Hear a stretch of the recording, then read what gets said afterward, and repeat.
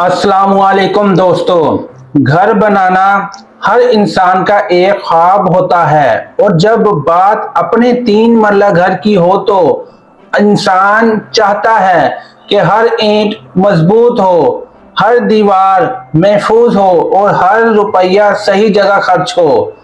आज की इस वीडियो में हम बात करेंगे 3 मरला घर के मुकम्मल ग्रे स्ट्रक्चर की, यानी बुनियादों से लेकर छत, प्लस्तर, फर्श, बिजली, प्लम्बिंग और सीवरेज और रंग तक। ये वीडियो खास तौर पर उन लोगों के लिए है जो 2026 में अपना घर बनाना चाहते हैं और चाहते हैं कि ना किसी मिस्त्री के हाथों धोखा खाएं, ना मटेरियल में नुकसान हो और ना बाद में पछताना पड़े। तो आखिर तक वीडियो जरूर देखें। वीडियो समझने और वही लोग देखेंगे जो पूरी मुकम्मल वीडियो नहीं को समझ आएगी, क्योंकि आज मैं आपको वो बातें बताऊंगा जो अक्सर लोग छुपा लेते हैं। सबसे पहले जिस पर हम बात करेंगे तो वो है बुनियादें, जिस पर हमारा घर टिका होता है, यानी फाउंडेशन की। घर की बुनियाद जितनी मजबूत होगी, घर उतना ही महफूज होगा। अक्सर लोग पूछते हैं कि 3 मरला घर की बुनियादें कितनी गहरी होनी चाहिए। आजकल जो प्लाट या जो जहां भी आप घर बनाना चाहते हैं तो वहां पर पहले ही गहराई होती है, तो बस वहां से ऊपर सिर्फ 1 फुट खुदाई करने से ही बुनियादें उठानी लेनी चाहिए। आमतौर पर अगर जमीन मजबूत हो तो बुनियाद 4 से 5 फुट काफी होती है, लेकिन अगर जमीन नरम हो या पुरानी बड़ी हो तो 6 से 7 फुट तक बुनियाद जरूरी हो सकती है। यहाँ सबसे बड़ी गलती लोग ये करते हैं कि सिर्फ पैसे बचाने के लिए बुनियादें कम खोदते हैं। याद रखें, ऊपर की खूबसूरती बाद में आती है, पहले नीचे से मजबूती की जरूरी होती है और इसकी बुनियादों को महफूज और मजबूत बनाना एक सबसे पहला काम है। बुनियाद में ईंटों की तादाद तकरीबन 18,000 से 25,000 तक जा सकती हैं। ये नक्शे और डिजाइन पर होती हैं।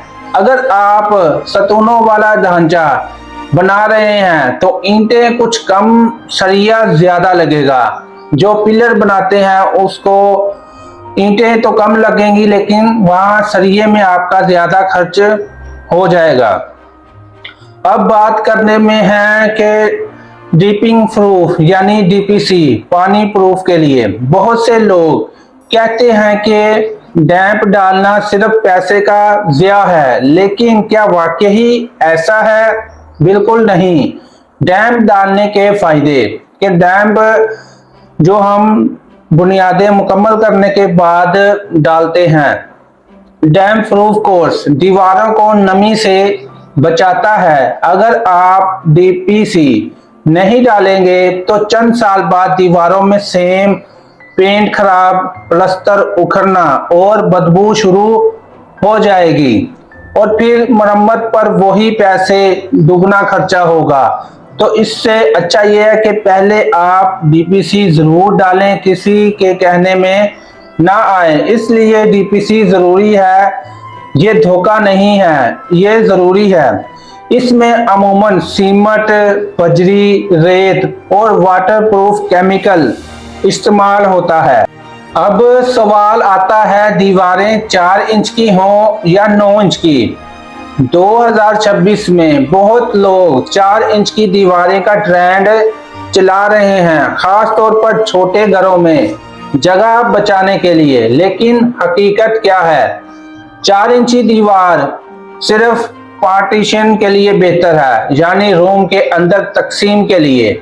बाहर की मेन दीवारें या लोड बर्दाश्त करने वाली दीवारों के लिए 9 इंच की दीवार ज्यादा महफूज है। जिसके पास बजट अच्छा हो वो हमेशा 9 इंच दीवार बनाए, क्योंकि मजबूती, आवाज की रोकथाम, गर्मी और सर्दी से हिफाजत सबसे बेहतर होती है। सिर्फ फैशन के लिए 4 इंच की दीवार हर जगह लगाना बाद में नुकसान देता है। क्योंकि मजबूती और आवाज को रोकना और गर्मी सर्दी को रोकने के लिए बाद में आपके बहुत से पैसे लगते हैं, जो कि अगर आप पहले ही 9 इंच दीवार बना लेंगे तो इन सारे कामों की रोकथाम आप पहले ही कर चुके होंगे। अब आते हैं लेंटर यानी छत पर। यह सबसे एहसास हिस्सा होता है। लेंटर की 3 किस्में ज्यादा मशहूर है। पहला आरसीसी लेंटर, दूसरा ईंटों वाला लेंटर और तीसरा सादा छत। आरसीसी लेंटर में ईंटें नहीं होती और अगर ईंटें डाल दें तो वो ईंटों वाला लेंटर हो जाता है। और सादा लेंटर, इसकी वजाहत करेंगे। लेंटर सबसे मजबूत आरआरसी समझा जाता है, खास तौर पर अगर आप ऊपर मुस्तकिल में एक और मंजिल बनाना चाहते हैं। ईंटों वाला लेंटर निस्बतन सस्ता होता है लेकिन उतना मजबूत नहीं होता, लेकिन इसमें इसकी मोटाई बढ़ जाती है, लेकिन निस्बतन सस्ता भी होता है और मजबूत नहीं होता।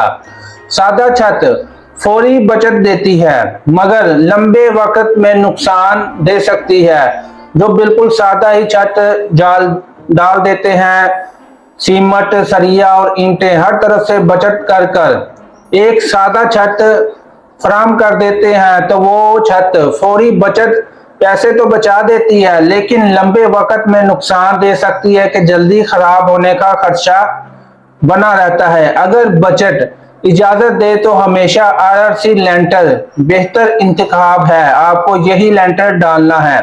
अब बात करते हैं सरिये यानी स्टील की। यह सबसे ज्यादा धोखा होता है। मिस्त्री अक्सर कम सरिया डालकर पैसे बचाते हैं। आमतौर पर 3 मरला घर में 12 mm, 10 mm और बाक्स जगह 16 mm सरिया इस्तेमाल होता है। कॉलम, बीम और छत के हिसाब से साइज बदलता है। खाना डब्बा यानी जाल कितना रखें? आमतौर पर 6 बाई 6 इंच या 8 बाई 8 इंच का खाना सरिये का रखा जाता है। अगर ईंटें डालेंगे तो यह खाना और भी बढ़ जाएगा, लेकिन ये इंजीनियर के हिसाब से होना चाहिए, अंदाजे से नहीं, क्योंकि एक गलत हिसाब पूरी छत को खतरे में डाल सकता है। तो अपने घर बनाने के लिए इंजीनियर जरूर हायर करें, क्योंकि एक इंजीनियर ही जानता है कि कहां पर क्या चीज बेहतर रहेगी। अगर आपका बजट इजाजत दे तो आप एक इंजीनियर जरूर रखें। अब दीवारों के बाद और छत डालने के बाद प्लास्टर की बात। प्लास्टर सिर्फ खूबसूरती नहीं, हिफाजत भी है, यानी कि घर को और मजबूत भी करता है और हिफाजत करता है। बाहर का प्लास्टर बारिश, धूप और नमी से बचाता है। अंदर का प्लास्टर खूबसूरती और हमवारी और दीवारों को बराबर कर देता है। अच्छा प्लास्टर हमेशा सीधी लाइन और मुनासिब मोटाई के साथ होना चाहिए। प्लास्टर ज्यादा मोटा करने से मजबूती नहीं आती, वो उखड़ जाता है। अगर प्लास्टर को बारीक रखा जाए तो सीधी लाइन में हो तो वो अच्छा भी लगता है और मजबूत भी। जल्दी में किया गया प्लास्टर बाद में दरारें देता है और खुद उखड़ना शुरू हो जाता है। प्लास्टर के लिए तराई एक अहम मौजू है कि बिना तराई के प्लास्टर जल्दी उखड़ जाता है और मजबूती कम होती है। अगर फर्श की बात करें तो फर्श में सबसे पहले फिलिंग, फिर रीफिलिंग और फिर पीवीसी और फिर टाइल या मार्बल लगता है। यहाँ भी लोग जल्दी करते हैं। जमीन अच्छी तरह बैठानी हो तो कंप्लेंट डालें और मशीन के साथ दबाएं, तो बाद में फर्श बैठेगा नहीं। और अगर आप जल्दी करेंगे तो फर्श बैठने का खदशा रहता है और फिर पूरी टाइल खराब हो जाती है। इसलिए फर्श जल्दी नहीं, समझदारी से बनाएं और अच्छी तरह जमीन को दबाने के बाद ही फर्श डालने के बाद टाइल लगाएं। अब बिजली के काम पर आते हैं। वायरिंग हमेशा अच्छी क्वालिटी की होनी चाहिए। लो क्वालिटी की वायरिंग बिल तो ज्यादा देती है और जलने का खर्चा भी मंडलाता है, क्योंकि बाद में तार तब्दील करना सबसे मुश्किल काम होता है। बंदा एक बार तो काम कर लेता है, लेकिन अगर वही काम दोबारा करना पड़े तो ये जेब पर तो भारी होता है और दिल पर भी। सस्ता तार कभी ना लगाएं। हर रूम के लिए अलग सर्किट बेहतर होता है। मोटर हीटर के लिए अलग लाइन, एसी रखें और अच्छा एमसीबी बोर्ड जरूर लगाएं, जिससे आपकी सारी बिजली कंट्रोल होगी। ये हिफाजत के लिए बहुत ज़रूरी है और इसको लगाना भी ज़रूरी। अगर आप अलग अलग लाइन एसी रखेंगे तो ये सबसे बेहतर है। हर रूम के लिए अलग सर्किट यानी कि ब्रेकर होना चाहिए कि हर रूम को अलग से बंद और ऑन ऑफ किया जा सके। इसके बाद अब प्लम्बिंग यानी सीलिंग के काम की बात। पानी की लाइन, बाथरूम, किचन और वॉशरूम एरिया की पाइपिंग पहले महल्ले में दुरुस्त होनी चाहिए। बाद में दीवारें तोड़ना सबसे महंगा काम होता है। अच्छी क्वालिटी की पाइपिंग इस्तेमाल करें, खास तौर पर गर्म पानी के लिए अलग बेहतरीन पाइप लगाएं। अब सीवरेज और सैनिटरी वर्क, ये वो हिस्सा है जहां अक्सर लोग सबसे कम तवज्जो देते हैं और बाद में सबसे ज्यादा परेशान होते हैं। सीवरेज की ढलान और दुरुस्त होनी चाहिए। पाइपिंग का साइज मुनासिब होना चाहिए। मेन होल सही जगह होना चाहिए और बैतुल खला की सीटिंग आरामदेह और दुरुस्त लेवल पर होनी चाहिए। गलत सीवरेज पूरे घर की जिंदगी खराब कर देती है कि जो जगह जहां होनी चाहिए वहां नहीं होती और रास्ते में ही मेन होल रख दिया जाता है। आखिर में रंग और फिनिशिंग, ये सब मराहिल तय करने के बाद रिहाइश से पहले आपको रंग और फिनिशिंग की जरूरत होती है, जिसके बिना आप घर रिहाइश नहीं कर सकते। ये घर की खूबसूरती का आखिरी मरहला है। लेकिन एक अहम बात याद रखें, खूबसूरती रंग सिर्फ अच्छे प्लस्तर पर ही अच्छा लगता है। अगर आपका प्लस्तर एक लाइन में नहीं तो जितना भी महंगा और खूबसूरत रंग लगा लें वो अच्छा नहीं लगेगा। नमी वाली दीवार पर महंगा तरीन पेंट भी खराब लगता है कि जब वो नमी है तो वो इस पेंट को सूखने नहीं देता और बाद में उखाड़ देता है।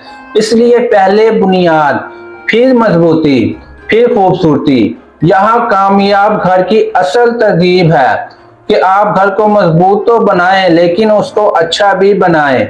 बाद में रंग करने के बाद पता चलता है कि आपका प्लस्तर एक लाइन में नहीं, सीमेंट की रेशो कम है या आपने तराई अच्छी तरह से नहीं की। प्लस्तर करने से पहले भी तराई और प्लस्तर होने के बाद भी वक्त के साथ साथ तराई जरूरी होती है, जो कि अक्सर लोग नहीं करते और बाद में रंग खराब होने के लिए रंग वालों पर गुस्सा करते हैं, जो कि उनका पहले काम ठीक नहीं होता। तो दोस्तों, घर सिर्फ ईंटों से नहीं बनता, समझदारी से बनता है। जो इंसान शुरू में ही सही फैसले करता है वो बाद में सुकून से रहता है और जो सिर्फ सुस्ती दिखाता है वो बाद में महंगी मरम्मत करवाता है। इसलिए मिस्त्री के कहने पर ना चलें, इल्म के साथ फैसला करें और इंजीनियर से मशवरा जरूर लें। मटेरियल जो होता है वो खुद चेक करें, ना कि मिस्त्री और ठेकेदार पर रहें। और अगर हर मरहले पर निगरानी करेंगे तो आपका ही घर मजबूत बनेगा, क्योंकि ये सिर्फ घर नहीं, आपकी जिंदगी भर की कमाई है और घर सिर्फ एक बार बनता है, बार बार तो सिर्फ मरम्मत होती है। अगर आप चाहते हैं कि मैं अगली वीडियो में 3 मरला घर की मुकम्मल लागत 2026 में कितने पैसे हो तो उसमें मुकम्मल घर बन सकता है, नक्शा और रूम प्लानिंग और मुकम्मल आपको एक लिखकर बताऊं कि आप लोगों ने कितने पैसे हो तो ही आप 3 मरले मुकम्मल घर को शुरू करें, तो कितनी कीमत आपके पास होनी चाहिए, छत डालने का मुकम्मल हिसाब तफसील से बताऊं तो कमेंट में जरूर लिखें। अगला हिस्सा भी चाहिए। वीडियो पसंद आए तो लाइक करें, चैनल को सब्सक्राइब करें और ऐसे ही सच्ची और फायदेमंद मालूमात के लिए हमारे चैनल से जुड़े रहें। मिलते हैं अगली वीडियो में। अल्लाह हाफिज।